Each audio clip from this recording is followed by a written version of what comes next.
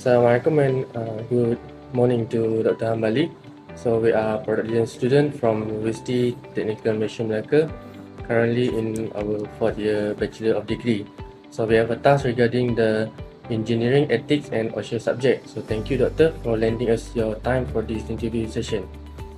So first of all, professional conduct code of conduct is an official document that clearly defines how a company's employees should behave in the workplace on a day-to-day basis. So a code of ethics and professional conduct outline the ethical principles that govern decisions and behavior at a company or organizations.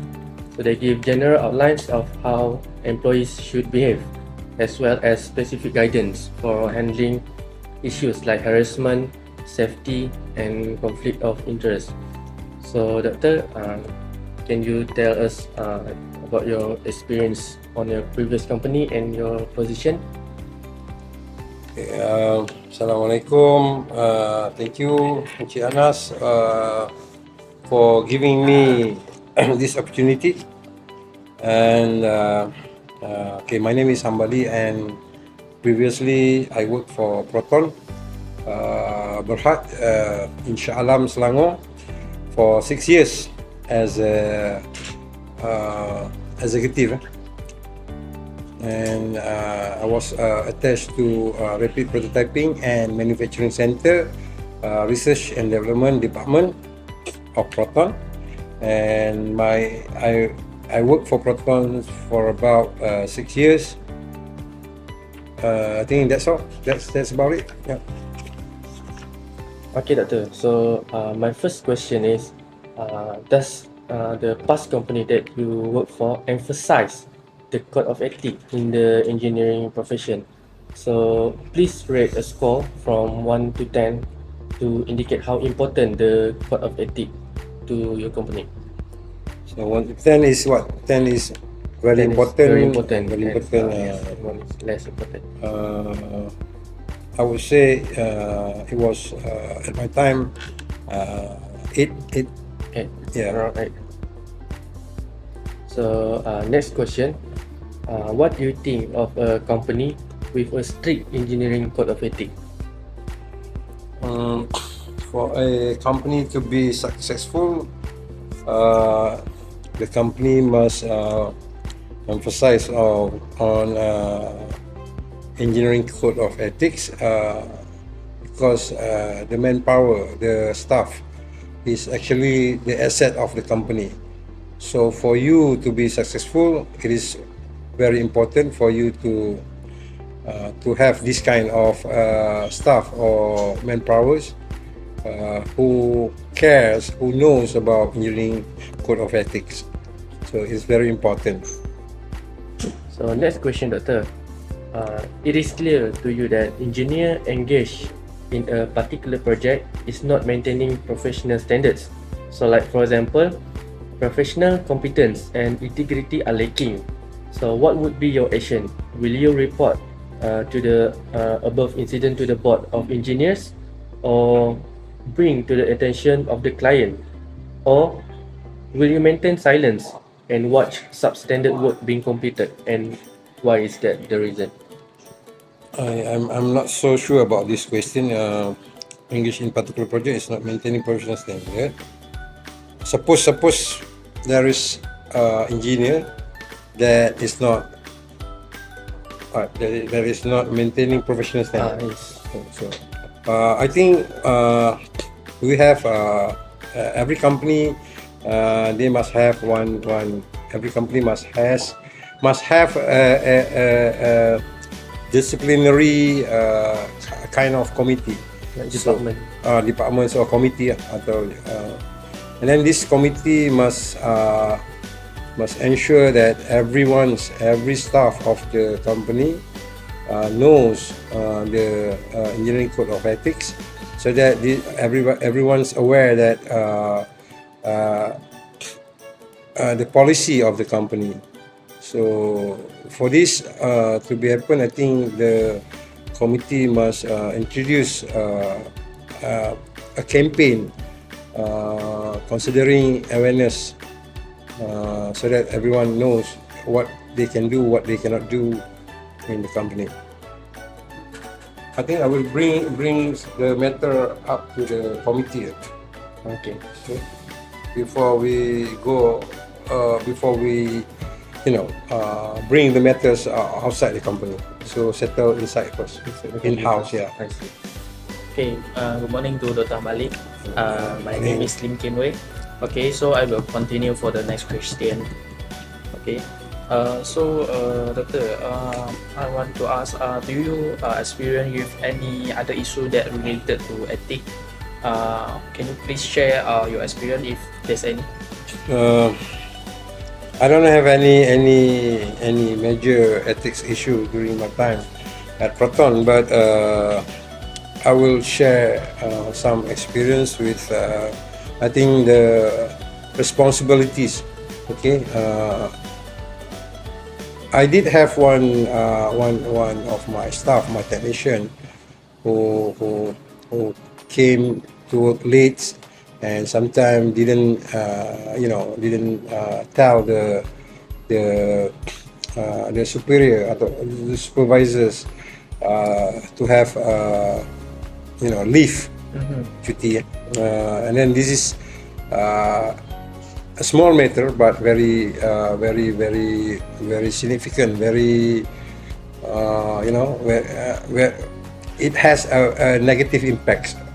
Okay, because this one more into disciplines, so it is not hard for you to tell the superior or the supervisors that you are taking a leave.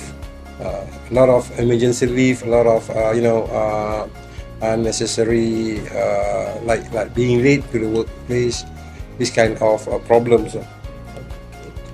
Okay, so for the next question, is it vital not to reveal fact, data or information without the client or employers prior concerns?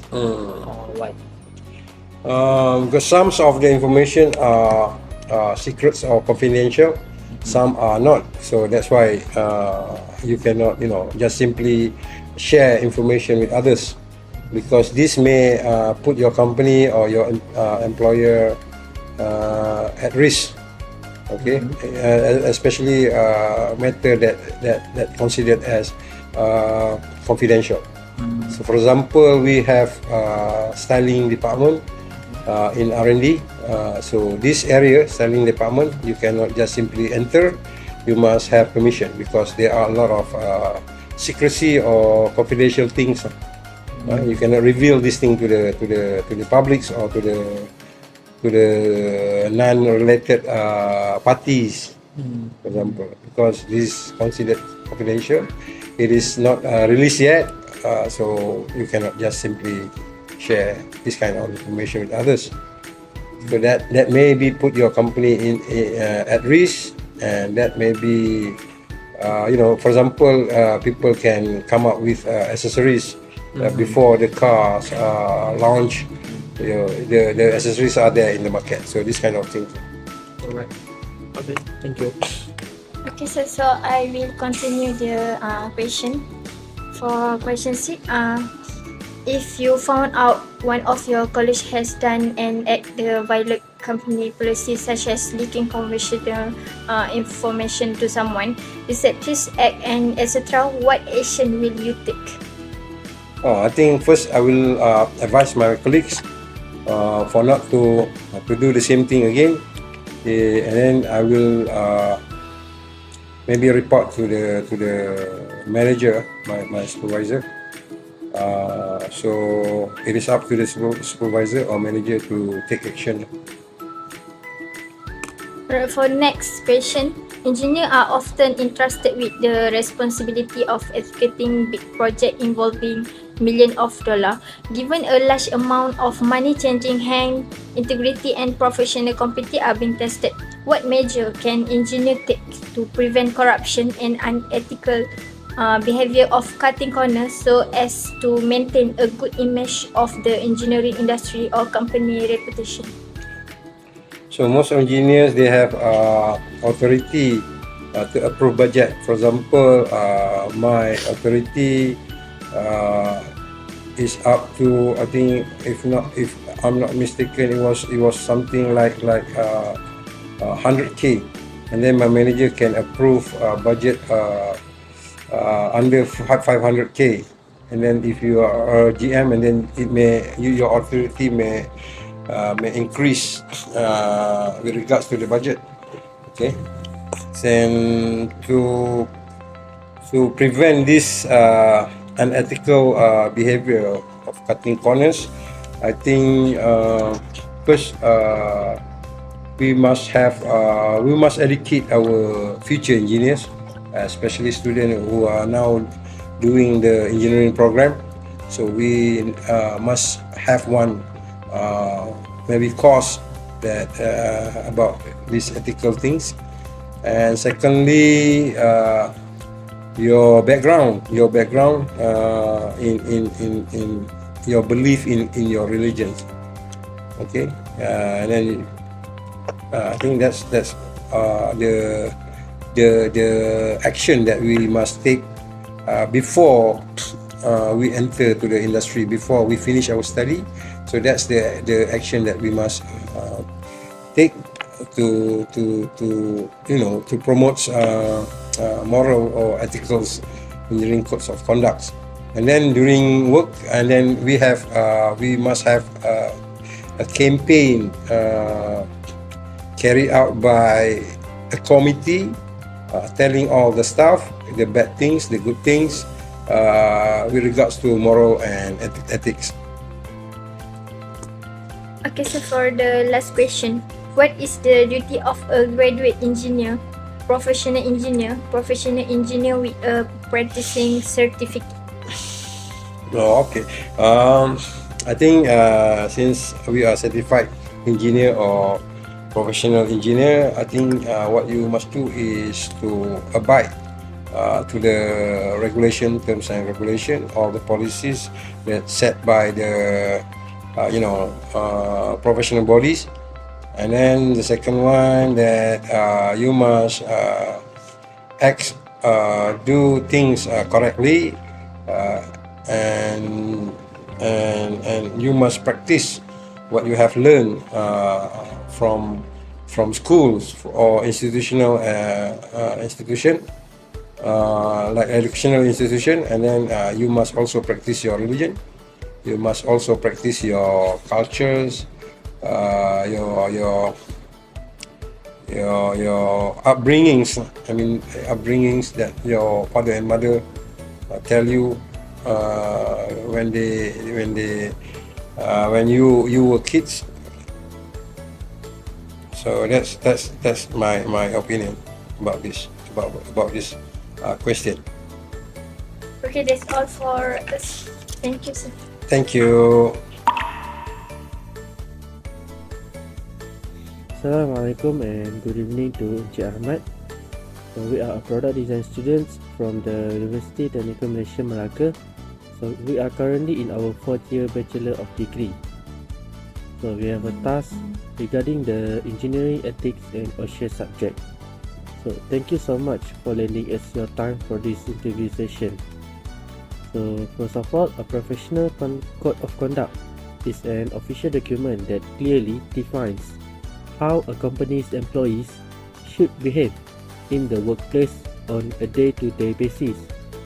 The Code of Ethics and Professional Conduct outlines the ethical principles that govern decisions and behavior at a company or organization. They give general outlines of how employees should behave, as well as specific guidance for handling issues like harassment, safety, conflict of interest, etc. So, Encik Ahmad, can you tell us a little bit about yourself regarding your current company, your position, and your experience? Okay. Assalamualaikum and good evening, everyone. So my name is Ahmad bin Haji Syahini. I'm currently working at Bin Consult Sendirian Berhad in Talim Jaya, Selangor. I've been working in Bin Consult for about 6 years now. And before that, I work at Jurutera Perunding Sabah, both in Road and Highway Department. So that's a little bit about me. Thank you so much for the introduction, Cik Ahmad. So my first question is, how do you plan the tasks of a job every time you receive a new project?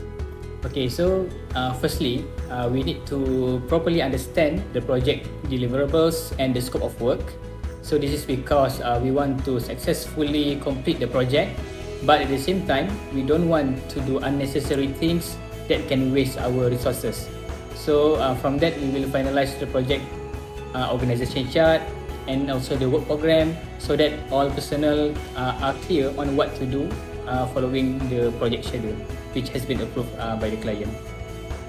Okay, my second question, if you are given a project that is outside of your field, what will you do to make sure the project is able to carry on smoothly and correctly? Okay, so I'm gonna talk about how we work in Consult, our company, my company right now. So in Consult, we have so many divisions which is specialized in specific fields. For example, we have a structure division, we have environment division, we have water resources, and like me, I am in highway division. So we have our own specialty in work in engineering design works. So let's say I as highway engineer, we got a project or task involving other disciplines or other field. So I will consult with the experts from other relevant division. For example, in highway engineering, we need not only to design the road itself, but we have drainage. We need to look at the geotechnical. We have street lighting, which involve electrical engineering. So we will consult the experts on their respective field. Okay, thank you, Nazrin, and good evening to Mr. Ahmad. So I will continue for the next question. Okay, Mr. Ahmad, do you think that supervising a project on your own from the beginning until the end is necessary, and why?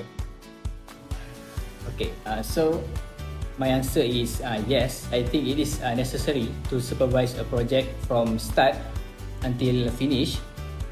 So from that, we can properly observe the project progress and we can better understand every step and every process. So if there is any issue that we face in our work, we can properly plan and execute the best solution to overcome it, because we have supervised it from start to end. We know everything about the process, about all the issues, so we can properly plan with our team. Okay. Okay, so for the next question, so if you were asked to sign and approve an engineering document that is not prepared under your control, so what will you do and why you will do that? Okay. So firstly, I will strongly refuse to approve anything that is not under my supervision or my control. It is clearly wrong and unethical to do so. So everything has to be done following the right procedure and to ensure the quality of the deliverables and also for safety purpose.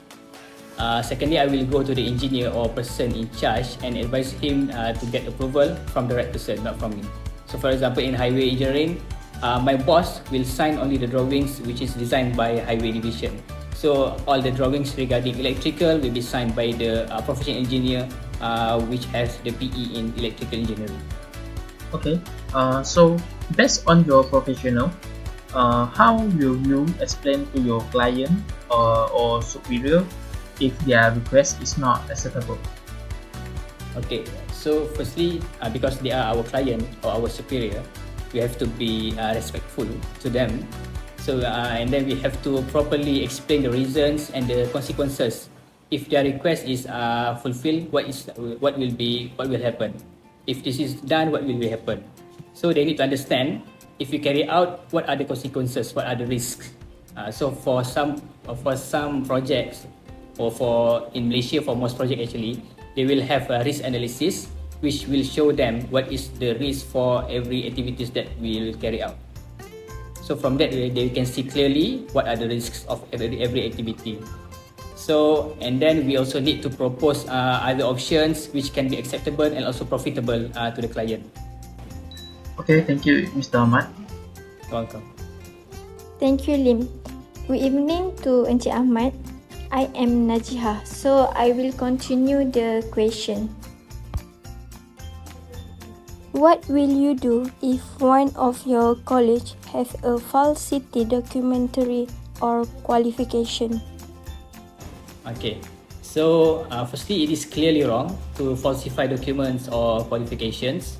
So what I do is I will advise them to right their wrongs by correcting all related documents.